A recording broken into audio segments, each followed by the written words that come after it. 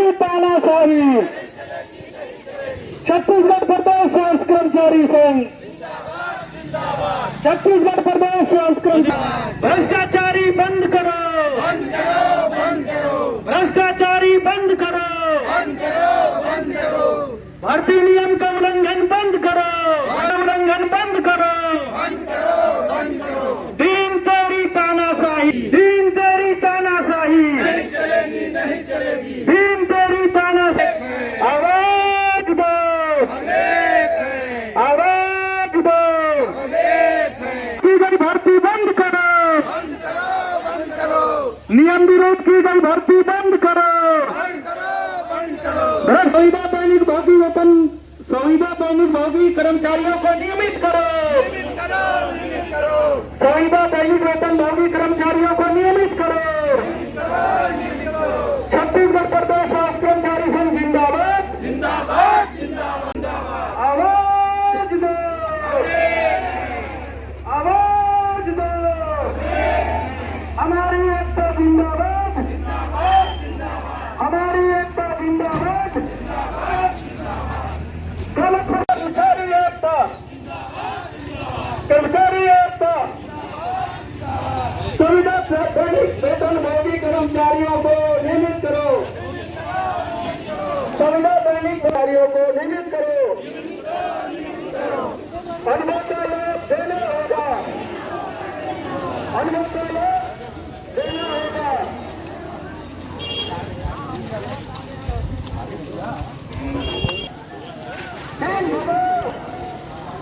उल्लंघन बंद करो, बंद करो, बंद करो, नियम विरुद्ध की गई भर्ती निरस्त करो, निरस्त करो, निरस्त करो। दीन तेरी तानाशाही, नहीं चलेगी, नहीं चलेगी, दीन तेरी तानाशाही, नहीं चलेगी, नहीं चलेगी, नहीं चलेगी। दीन भगाओ कॉलेज बचाओ, कॉलेज बचाओ, किबा भगाओ कॉलेज बचाओ, कॉलेज बचाओ, किबा कॉलेज बचाओ। पास लोगों को लेना है, लेकिन संचालक चिकित्सा शिक्षा द्वारा कोई एक लेटर लाकर और 8वीं के आधार पर भर्ती कर दिया गया, जो 100% नियम विरुद्ध है। इस संबंध में हम लोगों ने कई बार पत्राचार किए। इसके अलावा डाटा एंट्री ऑपरेटर का पद होता है, जिस पद के लिए शासन ने अनुमति ही नहीं दी है। शासन ने 25/7/2020 को एक पत्र जारी किया, उसके बाद तत्काल 1/5/2008 को किया, उसके बाद 5/8/2020 को किया। उसमें स्पष्ट उस पद की भर्ती करने का उल्लेख नहीं है। राज्य के 3 संस्थानों में जहां ये दिया गया था, राजनांदगांव और बिलासपुर मेडिकल कॉलेज,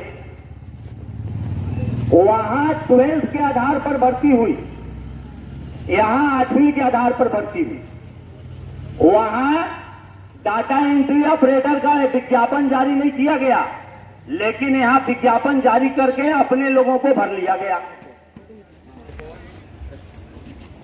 उसके बाद यहाँ पर कॉलेज प्रबंधन द्वारा लंबे समय से भर्ती, पदोन्नति, नियुक्ति या कलेक्टरेट पर कर्मचारियों को रखना, ये सब में मनमानी और भारी अनियमितता बरती जा रही है। राज्य शासन द्वारा जो सेवा भर्ती नियम, चिकित्सा शिक्षा सेवा भर्ती नियम है, उस नियम को भी नहीं माना जा रहा है। हम लोग कई बार पत्राचार किए, कई बार इस संबंध में मौखिक रूप से मिल के बताए, उसके बाद भी किसी प्रकार से नहीं की जाती। हम लोगों को एक कागज़ थमा दिया जाता है कि नियम ये है, जबकि हम लोग जान रहे हैं कि नियम क्या है। जब अभी हम लोग अल्टीमेटम दिए हैं कि हम लोग प्रदर्शन करेंगे और आगे आंदोलन करेंगे, तो 2022 से मैं बोल रहा था कि आरक्षण नियम का पालन नहीं किया जा रहा है। जो भूतपूर्व सैनिक हैं उनको 20% आरक्षण दिया जाता है चतुर्वर्ग में, लेकिन नहीं माना जा रहा था। अभी 28 तारीख को इनके द्वारा उसमें सुधि पत्र जारी किया गया कि 20% आरक्षण दिया जाएगा। उसके बाद हम लोग ये बोल रहे थे कि जो भर्ती हो रही है उस भर्ती में लैब अटेंडेंट का 8वीं नहीं 12वीं भर्ती नियम दिया है। ये 8वीं के आधार पर कर रहे हैं। तो कई का योग्यता बदल दिया जा रहा है, कई को नियम का पालन नहीं किया जा रहा है।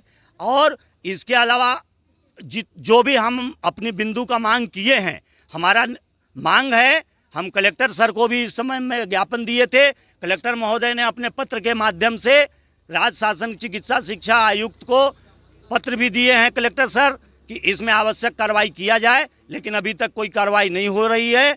और जो हमारे विभाग में संविदा दैनिक वेतनभोगी कर्मचारी काम कर रहे हैं, उनको अनुभव का लाभ भी नहीं दिया जा रहा है। सिर्फ इनके कोरोना काल में जो वायरोलॉजी लैब में इन लोग अपने लोगों को जो भर के रखे हैं, सिर्फ उनको 10% अंक का लाभ दे रहे हैं। हम लोग का मांग है कि यहाँ से इनको, हमारे डीन सर को, और यहाँ एक जो उनका छोटे डीन में प्रसिद्ध हैं कृपा सागर पैकरा जी, उनको यहाँ हटाकर और सूक्ष्मता से जांच कराई जाए और कार्रवाई की जाए। भर्ती पदोन्नति में नियम का पालन किया जाए। हमारे संविदा दैनिक वेतन कर्मचारी जो हैं, उनको अनुभव के अंक का लाभ दिया जाए। विद्यालय का या मेडिकल कॉलेज का बॉस जो हैं वो डीन ही होते हैं, और बार बार बोलने के बाद भी अगर इस पर कार्रवाई सही तरीके से नहीं की जा रही है, हम लोग को गुमराह करने का प्रयास किया जा रहा है, तो उनकी भूमिका भी इसमें संदिग्ध लग रही है।